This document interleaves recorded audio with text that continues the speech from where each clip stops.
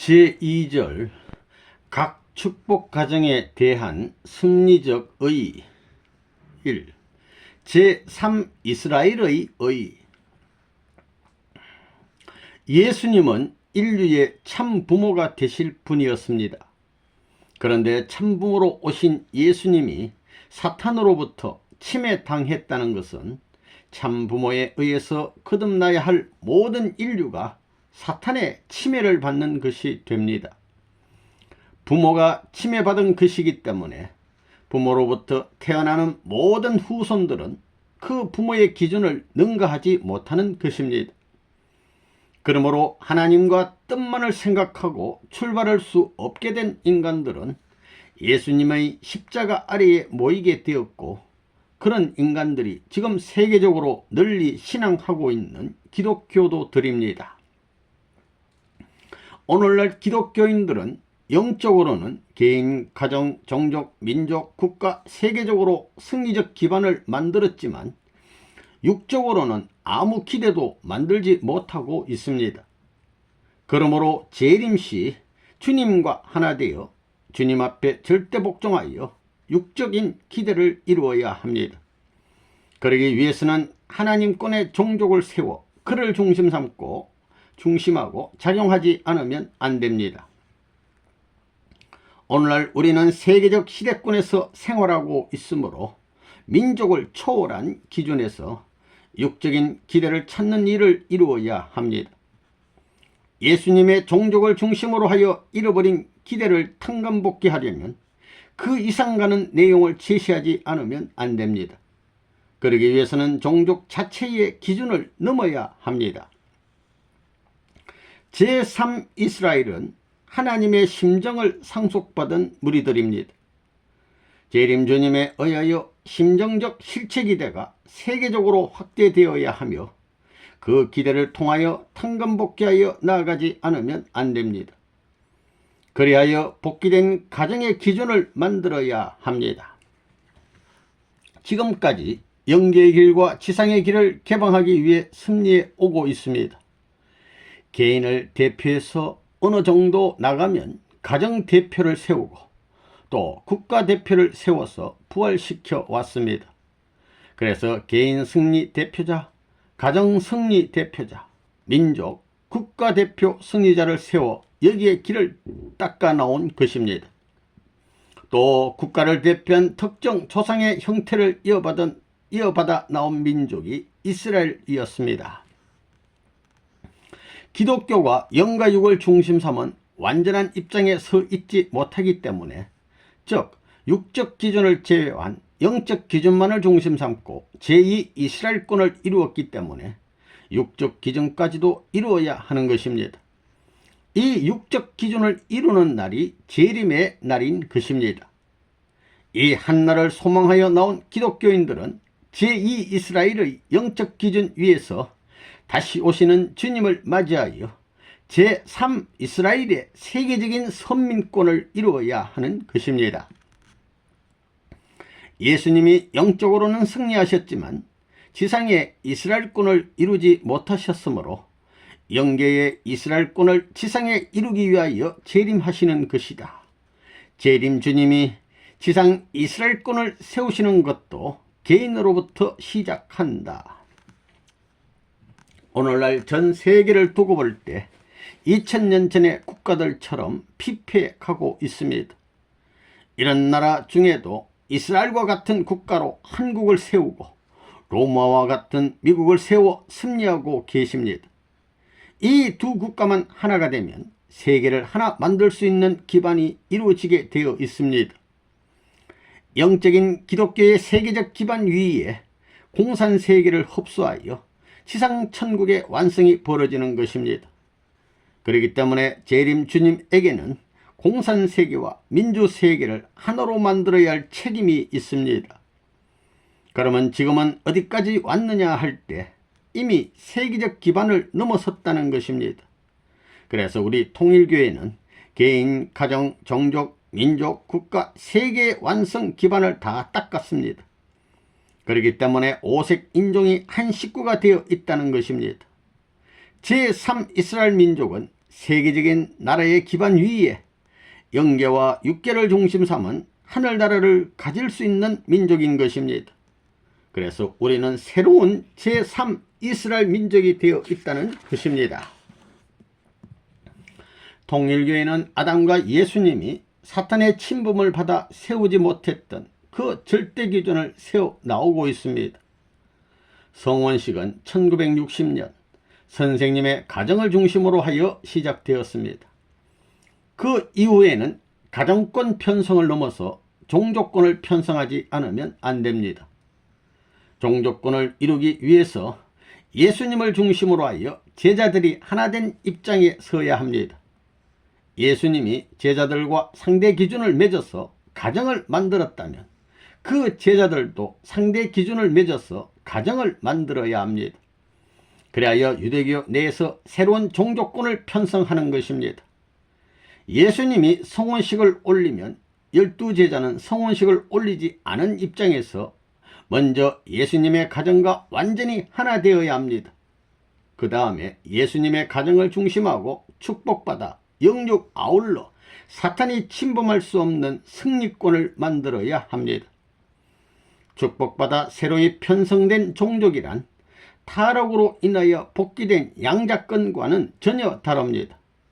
그것은 처음으로 하나님의 아들로부터 시작된 종족권이 출현하는 것을 말합니다.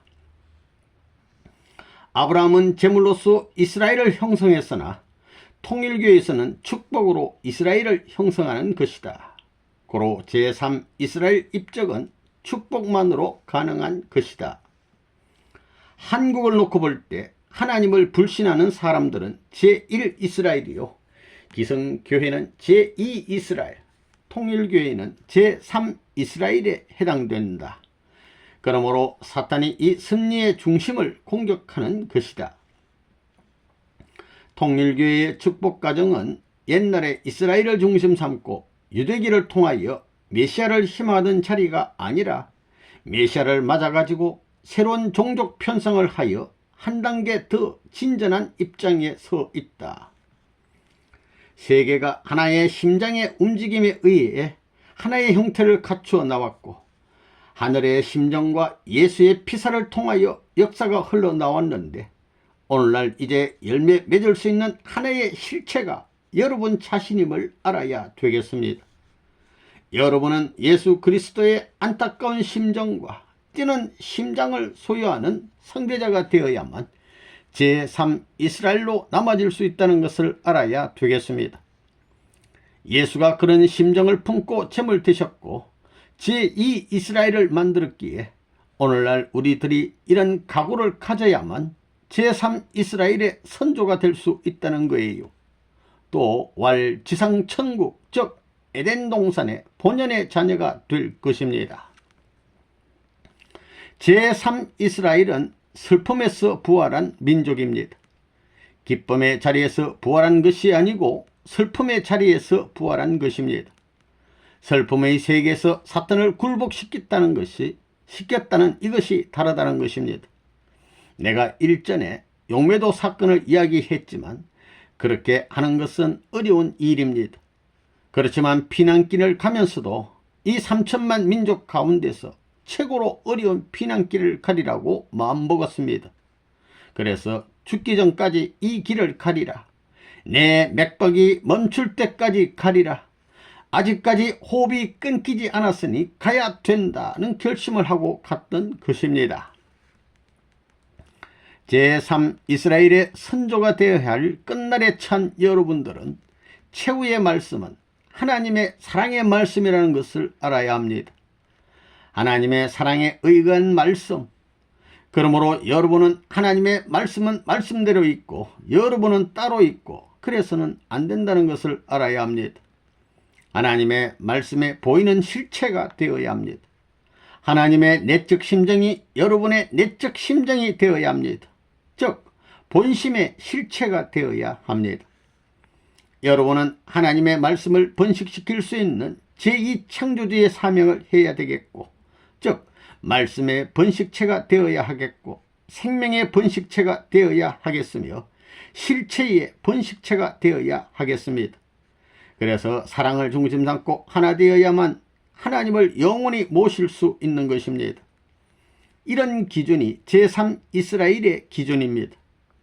이래야만 말씀을 심어줄 수 있고 실체를 심어줄 수 있으며 생명을 심어줄 수 있는 것입니다.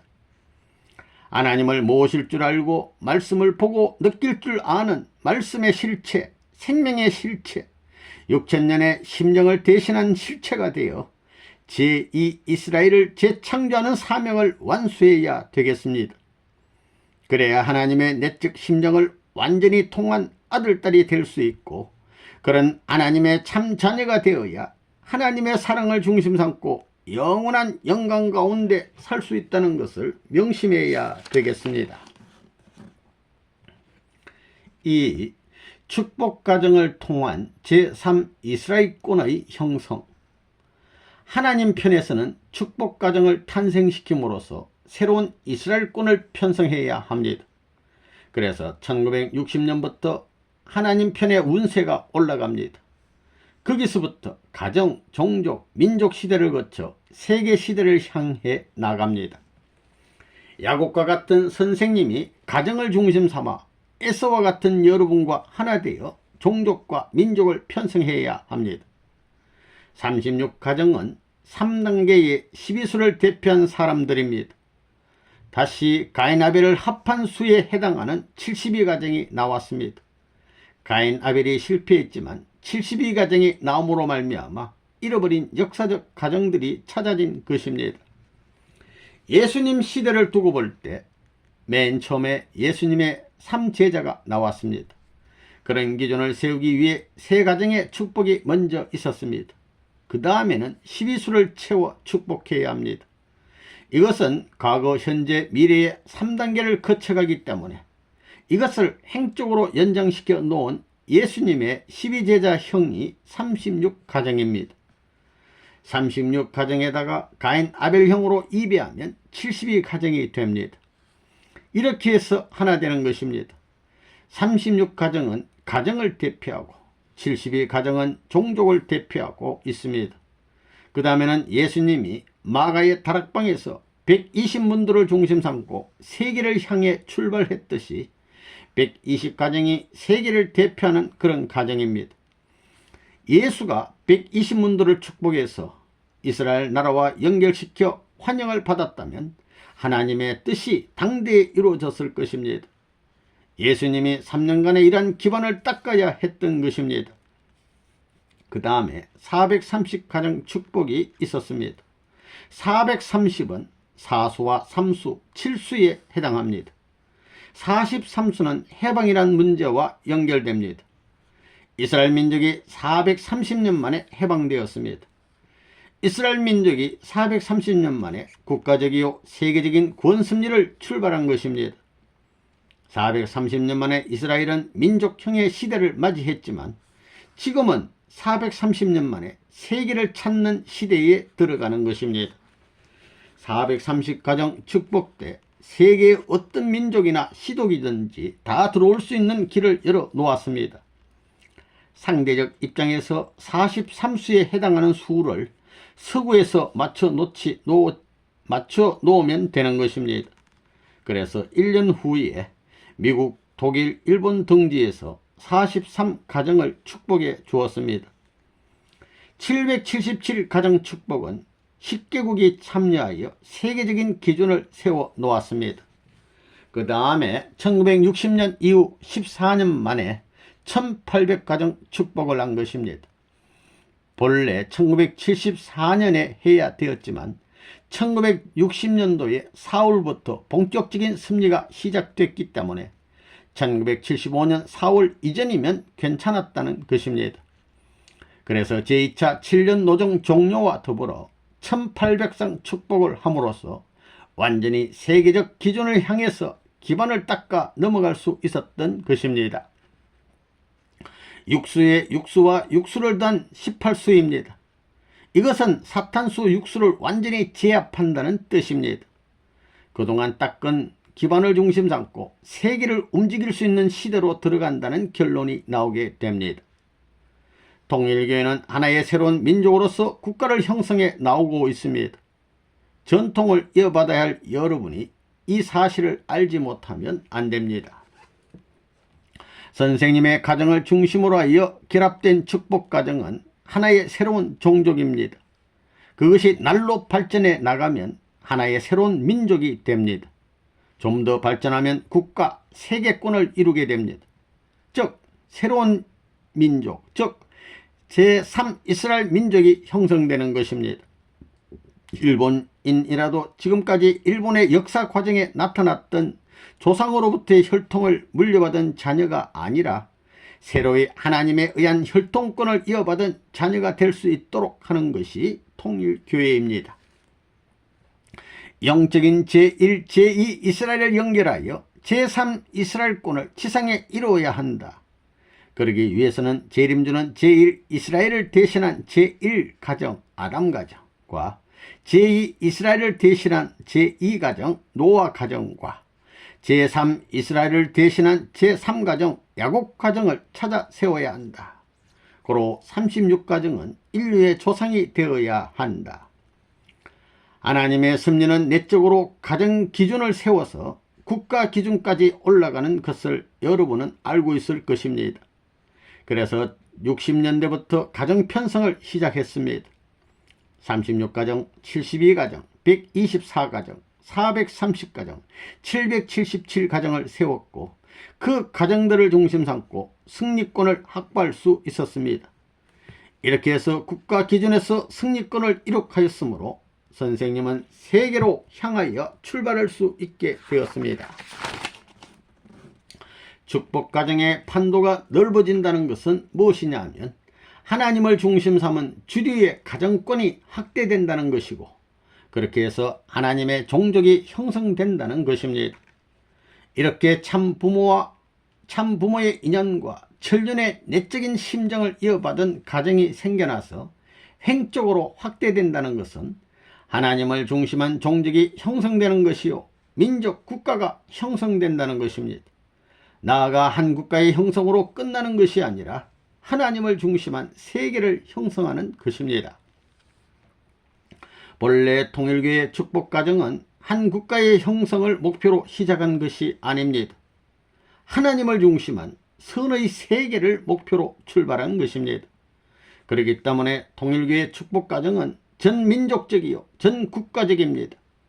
하나님의 뜻을 중심 삼고 출발했기 때문에 여러분의 가정이 비록 하나의 가정이요 여러분이 김아무개 박아무개 하는 개인이라 할지라도 통일교의 축복가정은 개인만을 대표한 가정이 아니고 전 세계 인류를 대표한 가정입니다. 다시 말하면 국가를 초월하고 민족을 초월하고 종족을 초월하여 전체를 대표한 가정이라는 것입니다.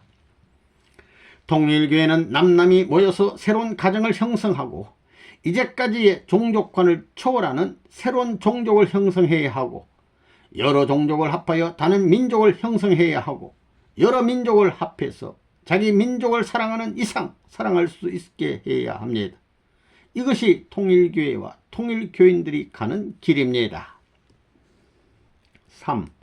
36가정 축복의 섭리적 의의. 36가정은 제1가정, 제2가정, 제3가정으로 구성되어 있습니다. 제1가정은 구약시대를 상징합니다. 구약시대는 하나님의 허락 없이 결혼한 입장의 시대입니다. 제2가정은 신약시대를 상징합니다. 신약시대는 처음으로 하나님이 택해준 땅에서 결혼을 원한 시대입니다.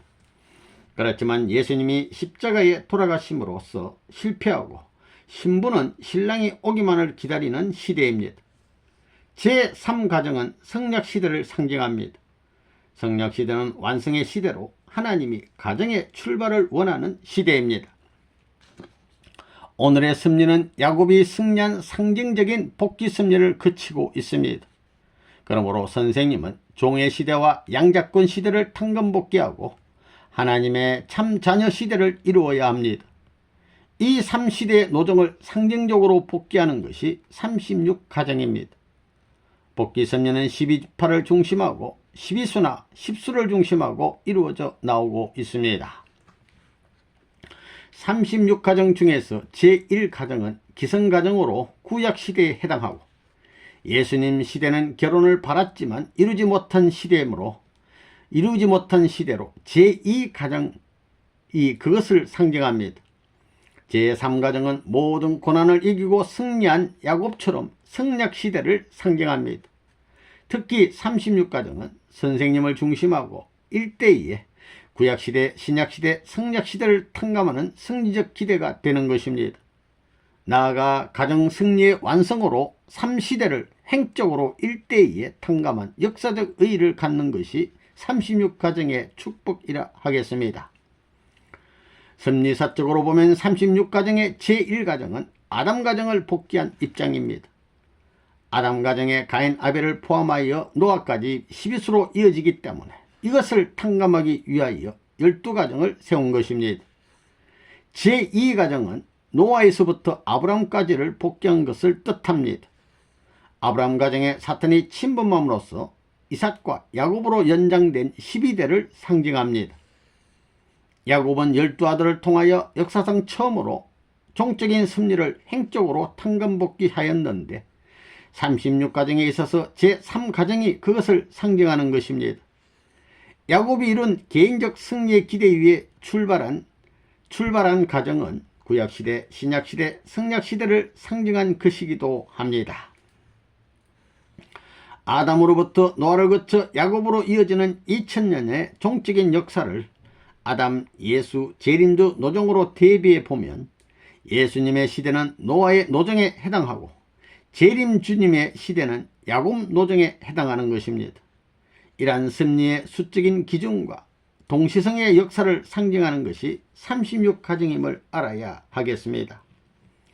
36가정의 축복은 섭리적으로 우리의 조상들이 복귀 노정에서 하나님께 소명을 받고도 책임을 다하지 못했던 것을 의미합니다. 그것은 사탄에 의해 지금까지 유린된 역사가 하나님에 의해서 복귀됐다는 것을 뜻합니다. 오늘날 인류는 하나님의 섭리에 의하여 심정적 전통을 개성한 완성된 인간이 되어야 하는 것입니다. 그것을 이루는 섭리의 과정에서 36가정이 하나님의 심정을 중심하고 최초로 승리한 조상의 기준을 지상에 확립한 것입니다. 그러므로 36가정은 복귀된 인류의 조상을 상징하고 있습니다. 여기에 축복가정들이 있습니다. 36가정이 이루어질 때까지는 이것은 수천 년의 역사적인 인연을 통한 하나님을 매개로 해가지고 되어진 것을 망각해서는 안 되는 것입니다. 오늘 이 어려움에 부딪히는 것은 역사적인 탕감노정에 있어서 필연적인 운명을 책임졌기 때문입니다. 이것을 감수해야 할 36가정인 것을 알아야만 될 것입니다. 거기에 생명을 다하는 한이 있더라도 그것을 하늘과 더불어 맞이해야 할 운명에 서 있다는 것입니다. 여러분은 자신이 얼마나 중대한 사명을 지니고 있으며 얼마나 중요한 위치에 있는지 모른다. 따라서 두려운 입장에 놓여 있는 것이다. 36가정 중에 어느 한 가정이라도 부모님을 모시고 살아야 한다. 전혀 총각으로서 선생님한테 축복받은 가정은 선생님과 연결될 수 있는 기준이 세워져 있습니다. 그렇기 때문에 앞으로 가정적 시대에 있어서의 중심은 처녀 총각으로 축복받은 가정입니다. 이런 것을 알고 여러분이 앞으로 가정의 질서를 세워나가야 합니다. 36가정을 두고 볼 때도 제1가정, 제2가정, 제3가정 중에서 제3가정이 중심이 되는 것입니다. 36가정은 역사적인 선조이다. 승리하여 실수하지 않았다는 조건을 세워야 한다. 기쁨의 터전을 이룩해야 할 것이 36가정이다. 4. 72가정 축복의 섭리적 의의. 선생님이 아담이 되어야 하고 노아가 되어야 하고 아브라함이 되어 제물을 드리는 자리에 나가야 되는 것입니다. 그리하여 심정적인 기대를 상속받아야 합니다. 그래서 36대가 실패했던 것을 복귀한 기준을 세웠다는 것입니다. 그렇게 해서 조상이 된 것인데 조상만으로는 안 되는 것입니다. 싸움이 어디서부터 시작되었습니까? 아담 헤아로부터 시작되었습니다. 아담 헤아의 아들인 가인과 아벨로부터 싸움이 시작되었습니다. 그래서 이 세계를 이렇게 망쳐 놓았습니다. 그것은 무슨 말이냐 하면 후손들이 전부 싸움을 하는 세계를 만들었다는 것입니다. 이것을 탕감복귀해야 합니다. 그러기 위해서는 36대의 아들, 딸들이 하나님 앞에서 싸우지 않고 하나 되었다는 조건을 세워야 합니다. 그래서 가인, 아벨로 분립한 수, 즉 36을 2배한 수인 72 가정을 세운 것입니다. 이 72 가정이 세워짐으로써 가인과 아벨이 싸우지 않고 사위 기대를 이룰 수 있는 역사적인 선조의 터전을 닦은 것입니다. 그래서 사탄을 방비할 수 있는 절대적인 기준이 세워졌다는 것입니다. 알겠습니까? 여러분은 72 가정이 얼마나 심각한 자리에 서 있는 줄 압니까? 72 가정은 36 가정의 축복을 바탕으로 세워졌습니다. 72 가정은 아담 가정을 중심으로 복귀된 가인 아벨 가정을 상징합니다. 아담 헤아가 하나님 앞에 서려면 가인 아벨이 완전히 하나된 기대 위에 올라가야 합니다. 아담 헤아가 인류의 조상으로서 완전한 부모의 입장에 서기 위해서는 가인 아벨이 완전히 하나 되어야 하는 것입니다. 36 가정은 조상격인 아담 가정을 상징하고 있습니다. 그러므로 36 가정은 가인 아벨이 하나된 가정의 기반 위에 서야 부모의 자격을 갖추게 되는 것입니다. 72 가정이 36 가정의 2배가 되는 것도 가인 아벨의 입장이기 때문입니다. 72 가정은 예수님 시대에서 70문도에 해당합니다. 70문도가 하나 되었다는 것은 지상에서 탄광권이 세워졌다는 것을 의미하기도 합니다. 이와 같이 하나님의 섭리는 지상에서 점차 그 기대가 확대되어 가는 것입니다. 36 가정에 이어 72 가정을 축복했다는 것은 조상의 가정이 완성되었다는 것을 의미합니다. 그리고 하나님의 섭리가 완성된 가정을 기대로 하여 종족과 민족 기대로 확대되는 것을 나타내기도 합니다. 이렇게 축복 가정을 세움으로써 하나님을 중심한 사위 기대가 지상에 평면적으로 완성되게 된 것입니다. 72 가정의 축복은 종적으로 하나님을 중심하고 사위 기대의 완성을 이룬 것이며 지상에 하나님이 섭리하실 수 있는 중심점을 구축했다는 것을 나타냅니다. 섭리를 완성시킬 수 있는 사위 기대가 이루어졌으므로 하나님께서는 행적으로 섭리를 확산시켜 나갈 수 있는 기대를 갖게 된 것입니다. 이 승리적 기대를 바탕으로 124 가정의 축복이 있게 된 것입니다. 1960년도 3월 음력 3월에는 부모의 날, 10월에는 자녀의 날을 선포했습니다. 그렇기 때문에 자녀를 중심 삼고 해야 할 일이 있습니다. 12자녀를 찾아야 합니다. 그 다음에는 소생, 장성, 완성의 3시대별로 36가정이 나오게 되어 있는 것입니다. 그 다음에는 조상된 입장인 36가정과 가인과 아벨을 세워 탕감복귀해야 하기 때문에 72가정이 나오게 되어 있습니다. 그래야 한 가정을 중심하고 가정적인 환경을 넘어서서 국가 형태, 세계 형태로 이어져야 되는 것입니다. 5. 124 가정 축복의 섭리적 의. 원리적인 견해로 보자면 개인이 복귀되어 안식하기 위해서는 가정이 3대 이상을 거쳐야 됩니다. 3대 이상을 거치기 위해서는 자녀를 낳아 사위 기대를 복귀해야 합니다. 이 사위 기대는 아들, 딸만 낳았다고 해서 이루어지는 것이 아닙니다. 그 아들, 딸이 부모를 대신할 수 있는 자리에 서야 되는 것입니다. 그래서 완전히 하나 되어 가지고 그 가정이 아벨적인 가정이 되어서 가인적인 새 가정을 복귀해야 합니다. 그 새 가정은 믿음의 아들, 딸로서 번식되어야 합니다. 그 새 가정을 중심 삼아 가지고 12수, 12방향을 갖춘 12가정을 만들어야 되는 것입니다. 그 다음에는 다시 이 12가정을 중심 삼고 72가정을 만들어야 되고 이 72가정을 중심 삼아 가지고 120가정을 만들어야 됩니다. 이 120가정이 무엇이냐 하면 세계 터전을 향하여 갈 수 있는 시족적인 기반인 것입니다. 그러한 기반을 통해서 세계를 향해 나갈 수 있는 것입니다. 통일교회는 120가정이 있습니다. 이 120가정이 무엇이냐 하면 하나의 시족의 대표입니다. 이들은 민족을 위해서 희생해야 합니다. 그래서 여러분들은 여러분들을 젊은 시절에 지방에 내쫓아 민족을 위해 희생하라고 했던 것입니다. 이 3년 전도 기간은 예수님이 걸었던 공생의 노정으로 알고 가라고 한 것이기 때문에 임지에서 어떤 핍박을 당하더라도 보따리 싸가지고 도망을 가서는 안 되는 것입니다. 예수님이 70문도를 파송하면서 세우고자 하셨던 세계적 이념을 지상에서 세울 수 있는 기준이 벌어졌습니다. 예수님의 70문도와 70가정이 연결지어졌지요. 12제자를 택한 것은 아담부터 잃어버린 36대를 살리기 위한 것인데 12제자를 잃어버리고 70문도까지 잃어버림으로 말미암아 조상도 잃고 아들, 딸까지 잃어버렸으니 어디 가서 호소하겠습니까? 그래서 부활한 후에 120문도를 중심 삼고 세계 기대를 위해 출발한 것입니다. 그렇다면 120수는 무슨 수냐? 12수는 소생을 상징하는 수고 70수는 장성을 상징하는 수이며 120수는 미래 세계의 국가들을 대표하는 수입니다. 기독교 이념을 중심 삼아 결성된 유엔에 120개 국가가 가입하게 되면 끝날에 접어들었다는 것을 알아야 합니다. 지금 123개국이 가입되어 있습니다. 1961년에 고비를 중심 삼고 124개국이 가입되어야 합니다. 통일교의 124가정의 수와 124개국의 수도 모두 다 들어맞아야 됩니다. 그렇게 되어 있습니다. 이것은 우연의 일치가 아닙니다. 하나님이 그렇게 만들어 놓으셨다는 것입니다. 그렇게 되지 않으면 통일교의 원리가 다 깨져 나가는 것입니다.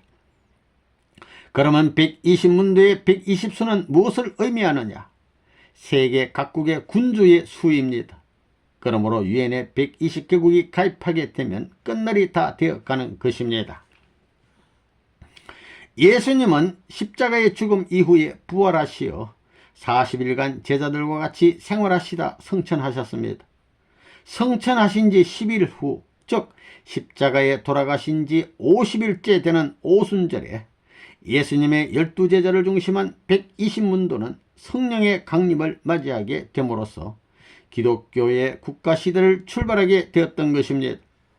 성령의 강림은 예수님이 국가적인 기대 위에서 신부를 영적으로 맞이하는 역사이기도 한 것입니다. 성령을 맞이한 120문도는 120개 국가를 상징하는 것으로 로마를 중심한 서구 사회가 하나님 편에 설 때에는 세계적으로 120개 국가 이상의 기대가 생긴다는 것을 의미합니다. 그러한 상징은 1967년에서부터 1968년에 걸쳐 120개 국가가 생겨난 것으로 이루어지게 됐습니다. 우리는 인류 역사의 흐름 가운데 그 어느 것 하나 하나님의 섭리와 무관한 것이 없음을 보게 되는 것입니다. 이렇듯 축복받은 124가정은 세계 모든 국가를 상징하고 있습니다. 세계 모든 국가를 복귀하는 상징으로 축복한 것이 124가정인데 120가정에 4가정을 보탠 것은 지금까지 축복받은 가정의 횟수에 해당하는 숫자입니다. 3가정, 36가정, 72가정, 120가정을 나타내는 4가정의 상징 숫자를 보태지 않으면 축복받은 가정들이 하나님 나라로 돌아가는 길이 열리지 않기 때문입니다. 그리고 내상의 가정은 동서남북의 문을 상징합니다. 124가정은 인류가 지금까지 소망해온 이상국가, 즉 하나님의 나라를 복귀하는 의미와 그와 같은 가치를 지니고 있다 하겠습니다. 120가정은 예수님 중심한 120문도를 대신한 것입니다. 4가정은 결혼한 기혼 가정입니다. 사방의 문을 열어주어야 합니다. 승리한 가정적 이스라엘권에서 세계적 이스라엘권으로 상대적 이상권을 확대하고 종족 승리의 기대를 행적으로 확산시키는 것이 124가정 축복으로부터 되는 것입니다. 6. 430가정 축복의 섭리적 의의. 이 한국 내에 축복가정이 생겨났지만 국가 기준의 탕감의 인연은 아직 생겨나지 않았습니다. 탕감의 국가 기준을 세우는 것이 430가정의 축복이었습니다. 430가정을 축복한 해는 한국이 4300년의 역사를 맞는 때이고 이스라엘 민족이 430년의 애국 고역을 끝내고 출애굽하는 기간의 숫자이기도 합니다. 그러므로 430가정의 축복은 이스라엘 민족의 해방을 기원하는 수의 의미이기도 합니다. 430가정 축복은 한국 국민으로 하여금 하나님을 향한 이상을 세울 수 있는 길을 열어놓는 계기가 되었습니다. 지금까지의 종교는 개인 이상에 맞추었지만 430가정의 축복으로 인하여 통일교는 전 국민이 하나님을 향한 이상을 펼칠 수 있게 한 것입니다. 종적 섭리를 일대를 통하여 행적으로 완수해야 하는데 43수는 모든 것을 충족시켜 줍니다. 4수는 사위기대수로 동서남북을 상징하며 3수는 소생, 장성, 완성을 상징한 수입니다. 결국 4수와 3수는 탕감복귀의 절대적인 수입니다. 430가정을 축복한 것은 탕감복귀의 승리적 기대를 나타낸 것입니다. 430가정의 축복으로 한민족은 누구나 통일교에 들어오면 축복받을 수 있는 국가적 기준을 조성한 것입니다. 430쌍의 축복가정은 땅수와 하늘수를 합한 것을 의미한다. 430가정의 430수는 무엇을 의미하느냐 하면 한국 역사 4300년을 의미하는 것입니다. 또 430은 이스라엘 민족이 애굽에서 구역기간을 탕감복귀하는 수인 것입니다. 그렇지 않습니까? 이스라엘 민족이 430년 만에 가나안 복귀 노정을 출발한 것 아닙니까? 그러므로 세계사적인 가나안 복귀 노정의 출발도 430가정을 중심 삼고 벌어지게 된 것입니다. 430가정을 축복했는데 이 430이라는 숫자는 세계적 가나안 복지를 향한 제3 이스라엘의 세계적 출발형을 의미합니다. 그 길을 열어놓은 입장이 된 것입니다. 이스라엘 민족이 430년 만에 민족적으로 출발했듯이 한민족이 4300년 만에 세계적인 섭리를 출발한 것입니다. 그래서 세계적인 가나안 복지로 출발했다는 것입니다. 430쌍을 중심 삼고 세계로 연결시키기 위해서 외국에서 그 상대형으로 43쌍 축복을 해주게 된 것입니다. 그러므로 말미암아 한국의 어떤 종족과도 연결될 수 있고 어느 나라와도 연결할 수 있게 되었다는 것입니다. 430가정의 축복으로 국가적 기준을 세웠기 때문에 1969년에는 그 기대를 세계 국가 속에 상대적으로 연결시키는 일을 하였습니다. 그것은 제2차 세계순회 때에 43가정을 축복해 준 것입니다. 상대 국가의 축복도 내적 섭리에 따라 10개국에서 43쌍을 선택하여 축복함으로써 승리적 상대권을 세계로 넓히는 섭리를 이루었던 것입니다. 430가정은 무엇이냐 하면 한국에 박씨, 김씨, 이씨 등 많은 성씨의 사람들이 있는 것과 마찬가지로 세계는 수많은 성씨의 사람들이 있는데 세계 사람들이 430가정을 통해서 연결될 수 있는 길이 열린 것입니다. 그래서 국내에서는 430가정이 있고 국외에서는 43가정이 있습니다. 이 43가정은 일본과 미국과 구라파의 중심 가정을 합한 가정으로서 한국의 430가정의 상대권에 해당하는 가정입니다. 전세계 5세계 인종을 합해서 430가정의 상대적인 가정으로 43가정을 묶어 놓은 것입니다. 한국은 세계를 대표하는 국가이기 때문에 430가정은 죄인이든 강도든 감옥에 들어가 있는 사람이든 누구를 막론하고 모든 한국 사람이 지상에서 천국에 들어갈 수 있는 하나의 문입니다. 430가정이 형성됨으로써 사수가 복귀되어 전 세계의 모든 민족이 연결될 수 있는 기반이 닦여진 것입니다. 430가정을 축복함으로 말미암아 평면적으로 통일교회는 세계 민족권으로 발전하는 것입니다. 430쌍과 43쌍으로 세계적인 판도에서 가정적 기대를 연결시켰다는 것은 초민족적 초국가적 기준에 있어서 새로운 초민족 형성의 출발을 보는 것입니다. 이제 우리는 단결해야 하겠습니다. 패배가 아닌 승리를 위한 단결을 해야 되겠습니다.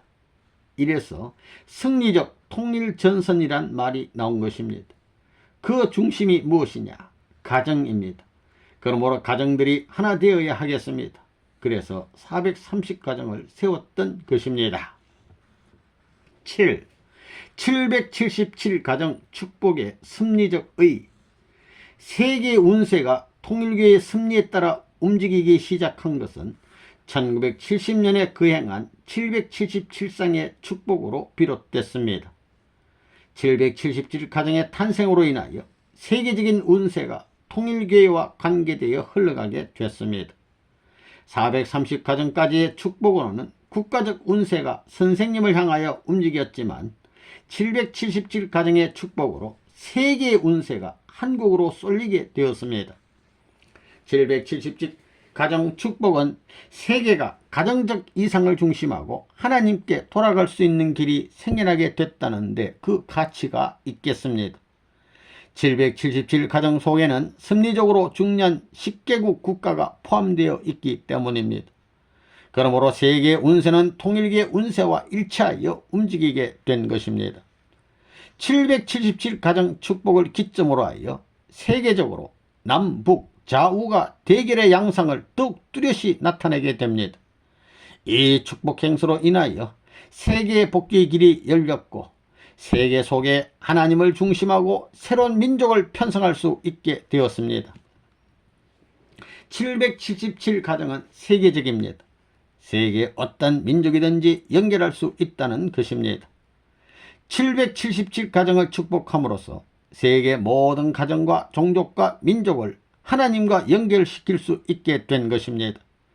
777가정은 그런 문을 열어 놓은 것입니다. 그래서 777가정을 따라가면 전부 어디로 가느냐? 천국으로 갑니다. 그래서 통일교회는 비로소 777가정 축복이 이루어진 1970년대부터 세계를 향해 출발할 수 있었던 것입니다. 1970년은 새로운 기원을 이룬 해가 되었습니다. 777가정은 1970년도를 중심 삼고 3 곱하기 3에 7을 곱한 21일에 있었습니다. 10월 21일. 이것이 칠수를 맞추는 마지막 결혼식입니다. 섭리적인 뜻을 중심 삼고 결혼식을 하는 것은 마지막이었습니다. 777가정을 축복함으로 인하여 어떤 민족끼리든지 혈통적으로 맺을 수 있는 초민족적인 시대로 들어갔습니다.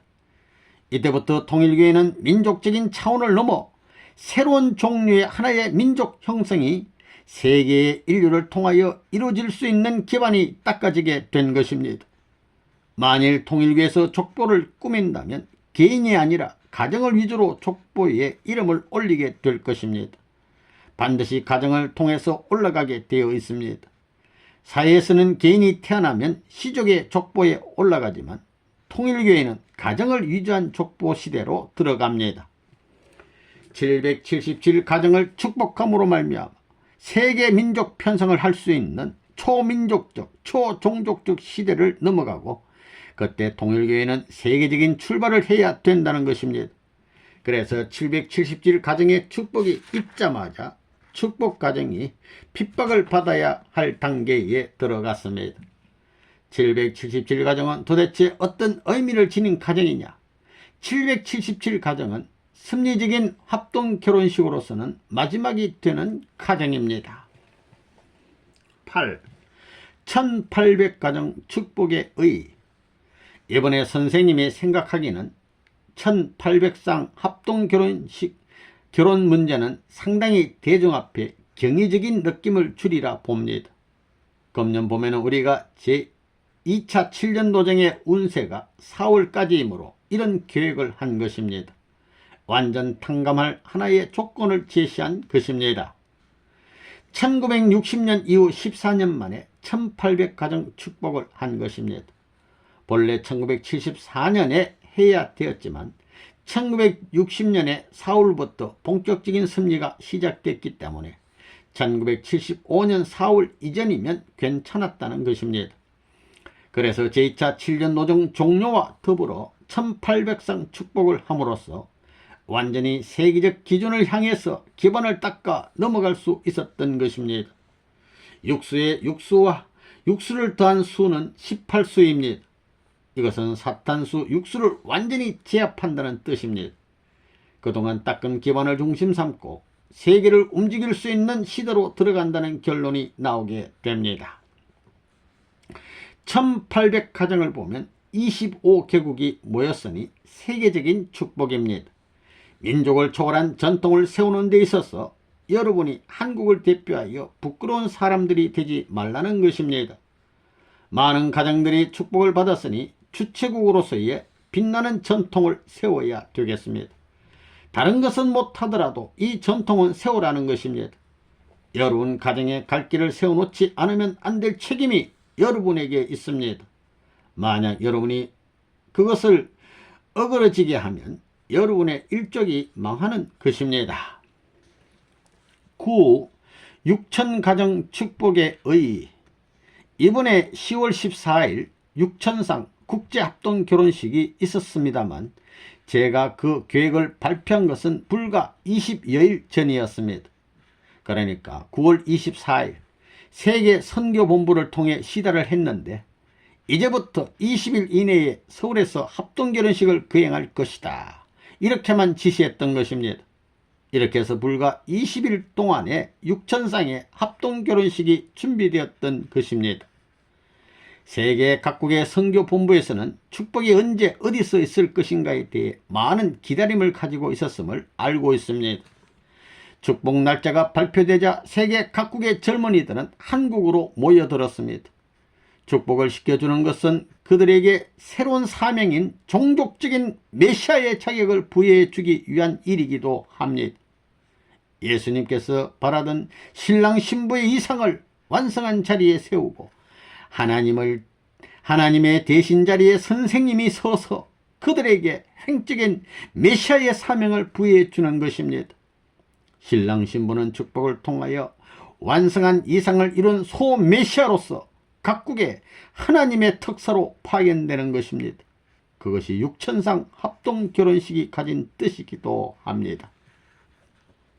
84개국의 젊은 무리들이 여기에 날라온다는 것은 쉬운 일이 아닙니다. 내가 돈을 대준 것도 아닙니다. 그러면 그들이 무엇이 그리워 그렇게 힘들게 찾아왔는가? 하나님이 그렇게도 원하던 본연의 사랑의 세계로 가기 위해서였습니다. 본질적 사랑의 세계를 가기 위해서는 사랑의 본질적인 남성과 사랑의 본질적인 여성을 중심 삼고 본질적 가정을 형성하고 종족을 형성하고 민족을 형성하고 국가의 형성을 거쳐 세계로 가게 되는 것입니다. 이래야 본질적인 사랑의 주체인 하나님을 해방할 수 있는 그날까지 영원한 사명의 표대로 모인 엄청난 무리가 육천상의 무리인 것을 대한민국은 모르고 있습니다. 육천상이라는 각국 84개 나라의 무리들을 수용하면서 싸움도 안 하고 사고도 없이 그렇게 깨끗이 끝내고 갈 수 있었던 것은 무엇 때문이었는가? 마을 잔치만 해도 문제가 벌어져 싸우고 죽고 야단 법석인데 오색 인정에 모여서 결혼을 한다고 하면서도 조용히 끝낼 수 있었던 원인은 어디에 있었던가? 이 모든 것이 하나님의 뜻인 것입니다. 한국의 식구들은 외국의 식구들 앞에 심정의 지도자가 되어 그들의 신앙을 바로 잡아주어야 할 막중한 책임이 있음을 알아야 합니다.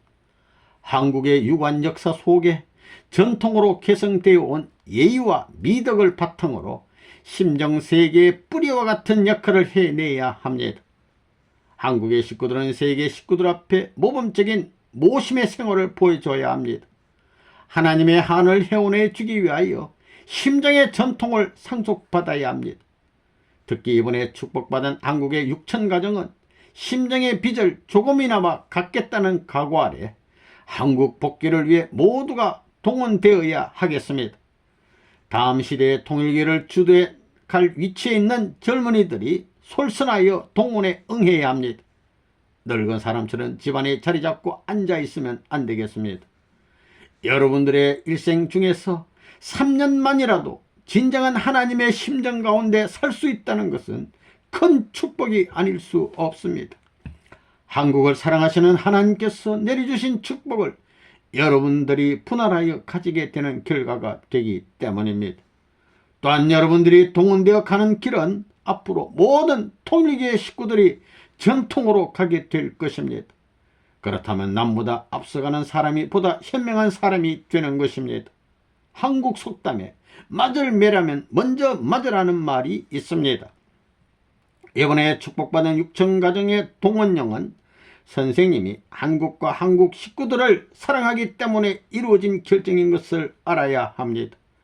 거기는 통일교인들이 가야 할 길로 선생님이 넘겨준 전통입니다. 선생님이 여러분들에게 넘겨주는 전통이 무엇이냐? 그것은 천운이 가는 심정적 주류 사상입니다.